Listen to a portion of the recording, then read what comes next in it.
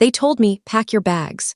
Unaware that I actually own the entire building, the message arrived at 9:47 a.m. On a Tuesday, relaxed and straightforward, as if Mom were simply requesting I grab some groceries. I sat in my office at the commercial property company, where I serve as acquisitions director, halfway through my morning coffee, when my phone glowed with notifications from the family group chat. Mom wrote, "Maya, we have to talk about where you're staying. Your sister Jen and her fiancé require the unit. You've got until Sunday to locate another spot. This arrangement suits the family much better." Right underneath, Jen shared a Pinterest collection called Urban Loft Redesign, featuring pictures of raw brick walls, sleek fixtures, and spacious layouts. My unit. The place I'd called home for 3 full years. Jen added, super thrilled, "Mom, can we begin painting this weekend? I'd love the bedroom finished before Maya's things are cleared out." My brother Tyler jumped in, finally. "Maya's occupied that spot way too long. She doesn't require all that room anyway." I placed my mug aside and opened my laptop, logging into the owner portal for Morrison Holdings, LC. The entity I created 6 years earlier when I began putting money into properties. The entity my relatives knew absolutely nothing about, since they never inquired about my financial choices. The property at 847 Sterling Avenue loaded up. 12 suites total, blending shops and homes. Acquisition cost, $2.8 million. Present valuation, $4.1 million.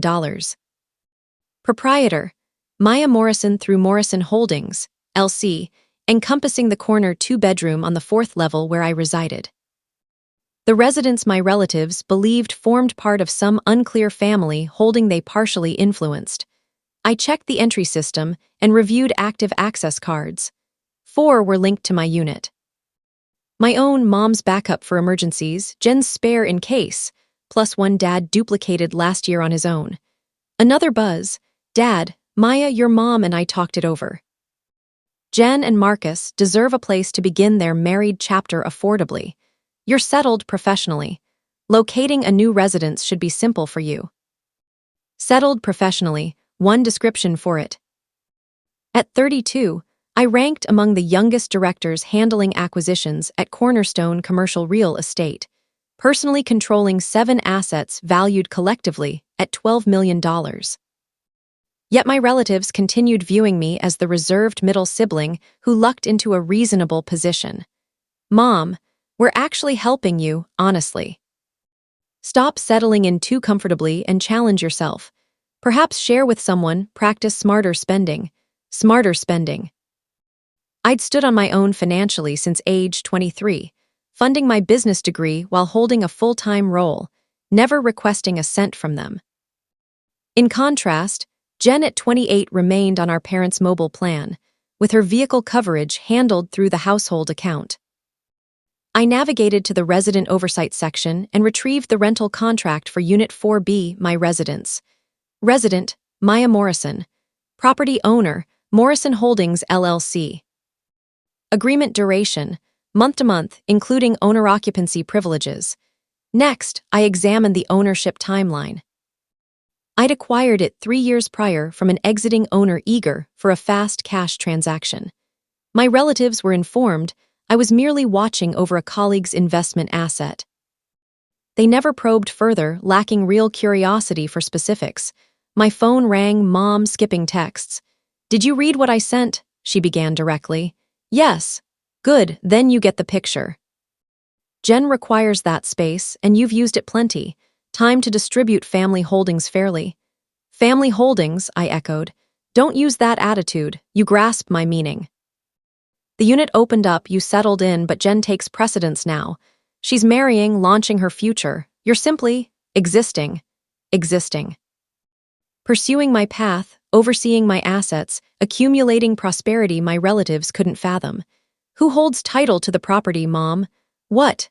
Some investment entity your dad knows.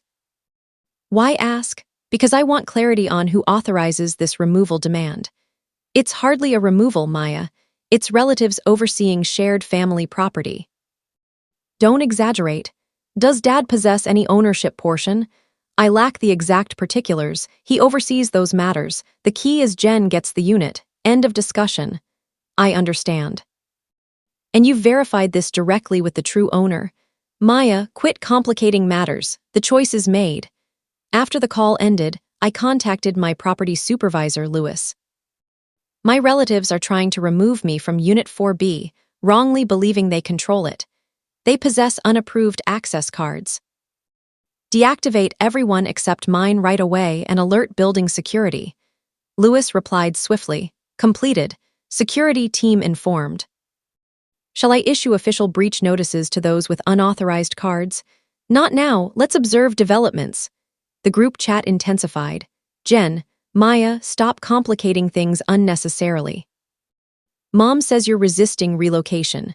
Tyler, classic Maya, turning simple stuff difficult. Dad, Maya, I'll contact property management tomorrow for an orderly handover. Kindly pack by Saturday. I captured images. One of the title document listing Morrison Holdings LLC as owner, me as exclusive member manager. Another from my resident dashboard displaying the agreement. Saved them, held off sharing. For the moment. Thursday morning, Dad's calls flooded in. Busy with a client on an $8 million mixed development deal, I sent them to voicemail. The recording lasted 2 minutes, bewilderment mixed with irritation. Maya spoke with management earlier. They claim I lack permission to inquire about the asset, won't verify resident details. What sort of system is this? Return my call now. I messaged. Meetings fill the day, we'll speak tonight. By afternoon, Jen evidently attempted entry, her card failed. Jen, key card isn't functioning. Mom, issue with security, can't enter to measure for pieces. Maya, did you tamper with it? Me, nothing on my end. Maybe management refreshed procedures. Dad, totally unacceptable. Heading there myself to fix it. I pictured Dad striding into the lobby, insisting on answers, only to be referred to Morrison Holdings LLC's main office. The office comprising solely my lawyer, my accountant, and myself. Friday morning delivered the anticipated call. Dad's tone strained. Need you to clarify something. Visited management yesterday, they pointed me to ownership. Called them, they stated tenant and asset issues route through the main title holder, listed as Maya Morrison. Accurate. Quiet. Accurate how? I own the property, Dad, bought it 3 years back. Morrison Holdings LLC belongs to me. Impossible, you lack those funds. Actually, I possess them. Real estate investments started at 26. 7 holdings total roughly $12 million in value. Sterling was my third purchase. $12 million. You're claiming $12 million in properties? Market value, yes. Roughly $4 million equity post loans plus portfolios and cash reserves. The pause extended. I wondered if the line dropped. Why conceal this from us? You never inquired, never asked about my finances, career progress, or future goals. You pictured me scraping along in a basic role. So that's the image you held. But we're family. Yet you attempted removing me from my own asset to hand it to Jen. We were unaware it belonged to you. Unaware because no one asked. You presumed and proceeded. Now reality upsets you, Dad grappled. The unit, Jen requires it, couldn't you? Number Jen can search independently. Plenty of options nearby. She doesn't claim mine simply for convenience. This will crush your sister. Jen will manage the hardship of apartment searching. Like most couples planning marriage, your mother will be deeply hurt. Mom's already upset over my lack of instant agreement. This merely shifts the cause. Friday night Mom phoned. I was viewing a prospective 9th purchase, an office space in the creative quarter, but I picked up. Maya, your dad shared an absurd tale. Not a tale, Mom. The building is mine. I'm staying put. Jen must locate elsewhere, but we assured her that space. You guaranteed something outside your authority, not my responsibility. How can you act so self-centered? She's your sibling, and I'm an individual with legal property rights. Kinship grants no claim to my residence. This isn't a random place. Correct, it's my residence in my property. Family ties aren't relevant here. I can't fathom you've deceived us for years. No deception occurred. You described it as house-sitting. I never clarified since it wasn't your concern. I cover expenses, pursue my path, handle investments. None demanded your involvement or consent. You've hidden wealth while Jen faces hardship. Jen faces no hardship. She holds a solid position. Parents cover half her costs. She opts for higher spending, that's her call. I opted for modest living and redirected savings into growth. Choices differ, results differ. Mom disconnected abruptly. The chat erupted over the weekend. Jen, unbelievable, you've deceived us. Millions sitting there, and you allowed us to believe we assisted you. Tyler, completely twisted, pretending hardship while holding wealth. Dad, time for a proper family discussion on this matter. Mom, Maya, you owe Jen clarity and regret. I silenced notifications and continued my routine. Site visits, statement reviews, contractor talks on renovations elsewhere. Sunday night, a knock.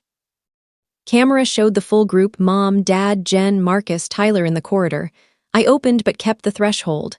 We must discuss, Dad stated. Discuss what? How to settle this properly, Mom added. Jen requires housing. Jen requires apartment searching. 3 empty units exist here currently. She can apply formally like others. Submit forms, income verification, credit review, first month plus deposit. You're joking, Jen said. As your sister, I'm mentioning openings instead of making you hunt online, but my unit stays off limits. What about a family reduction? Marcus inquired. Some relative pricing, standard market pricing, I stated clearly. No relative reductions, that's where disputes begin. Disputes, Mom's pitch rose. We're already fighting because you've concealed your success. Nothing concealed. I've kept finances private, my prerogative. You presumed, I never contradicted. Not equivalent to falsehoods. You permitted us to view you as needing help, Jen said. I never claimed need. You concluded that since I avoid flaunting finances like a contest. Tyler, so you'll hoard everything yourself. It's mine, Tyler. Earned, invested, expanded. What claim do you imagine? We're relatives. Relatives create no automatic financial duties. I owe no lodging, funds, or asset access. Dad shifted tactics. Maya, we're proud of your achievements. Just feel you could share more generously. I share generously, hosting gatherings, acknowledging occasions, supporting meaningfully. What I withhold is property surrender on demand. That's final then, Jen said, tears forming. You'll cling to your valued space while Marcus and I hunt desperately. Jen, affording isn't your struggle. Parents handle insurance, phone, car down payment. Funds exist, spending choices differ. Your decisions don't bind me to fix outcomes. Typical, Tyler grumbled. Maya believes she's superior. I claim no superiority. I simply reject being viewed as exploitable. They departed soon after. I anticipated ongoing tension, muted chats, guilt-laced dinner invites, Mom mentioning my phase needing support to others. Monday, I headed to Cornerstone, finalized the $3.2 million Arts District office purchase, growing my count to 8. Tuesday, Lewis messaged, 2 applications for empties, 1 from Jennifer Morrison. Handle standard. Standard process, I answered. No exceptions. Jen's was refused, high debt to income plus 2 recent late reports. She texted me, you denied it. Management denied per usual standards. I don't handle reviews personally, that's their role. You could override. Possible, but no. Rules serve purposes. I hate you. You're entitled to that feeling. 3 weeks on, Jen and Marcus secured a place farther away, smaller, costlier, but independent. Mom limited contact to brief holiday logistics. Dad sometimes forwarded wealth-sharing pieces with suggestive headings. I retained my unit with its expansive windows, my property with reliable income, and my personal limits firm. They'd instructed me to pack my belongings, unaware I held title to the structure. Now they understood. Nothing shifted except their perspective. My agreement stayed unchanged, fully mine. Thank you for watching my story. If you enjoyed it, please subscribe and press the bell icon. Stay tuned for more real-life stories, get more experiences.